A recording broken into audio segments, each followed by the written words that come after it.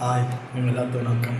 அதிமுக பாஜக இடையில் ஒரு வழியாக கூட்டணி பங்கீடு வந்து இறுதியாயிடுச்சு. பாஜக 27 அமமுக 11 பாட்டாளி மக்கள் கட்சி 18 மீதி இருக்கிற சில்லறை கட்சிகள்லாம் ஒன்று அதுவும் நம்ம இரட்டையில சின்னத்தில் பேச்சுவார்த்தை நடத்திட்டு இருக்கு. இதில் தமாக 4 சின்னம் கொடுத்துருக்காங்க, 4 இடம் கொடுத்துருக்காங்கன்னா, ஆனால் 4 இடத்த அவருக்கு 6-7 இடம் கூடுதலாக கேட்டாராம். ஸோ அதனால் அவர் தான் கொஞ்சம் இந்த தொகுதி பங்கீட்டு இதில் வரலை. ஸோ இப்போ வந்து இந்த பக்கம் திமுக பக்கம் விடுதலை சிறுத்தைகள் கட்சி, தேமுதிக, மக்கள் நீதி மய்யம் இந்த 3 தவிர மற்ற கட்சிகளுக்கெல்லாம் ஃபைனலைஸ் ஆகிடுச்சு.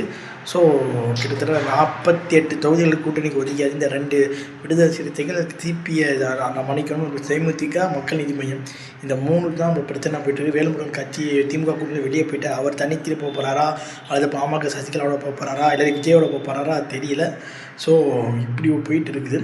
ஸோ பாஜக வந்து இந்த வாட்டி 28 சீட்டு வாங்கியிருக்கு. போன வாட்டி 20 நின்று பாமக 23 வாங்கிச்சு. இந்த வாட்டி தலைகீழாக மாறி அவங்க அவருக்கு 18 சீட்டு, இவங்களுக்கு வந்து 28 சீட்டு. ஸோ இதுதான் பாமகவை வந்து கொஞ்சம் கொஞ்சமாக காலி பண்ணிச்சு. இப்போ அதிமுக வந்து காலி பண்ண போகுதுன்னு அரசியல் வல்லுநர்கள் கருத்து இது சொல்லிக்கிட்டு இருக்காங்க. ஸோ திமுக பக்கத்தில் பார்த்தோன்னா பிரச்சனையாக இருக்குது. விடுதலை சிறுத்தைகள் கட்சியும், அதுக்கப்புறம் நம்ம மக்கள் நீதி மையம், தேமுதிக.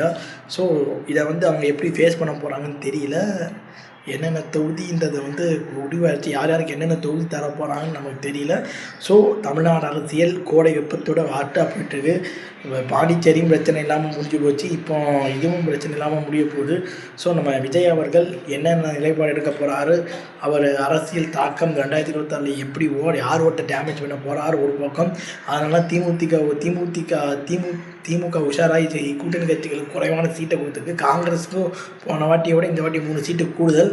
ஆனால் திமுகவினர் எப்படி தான் உள்ளடி பண்ணுவாங்க, ஏன்னா சீட்டு கிடைக்காத விரக்தியில்னு சொல்லிக்கிட்டு இருக்காங்க.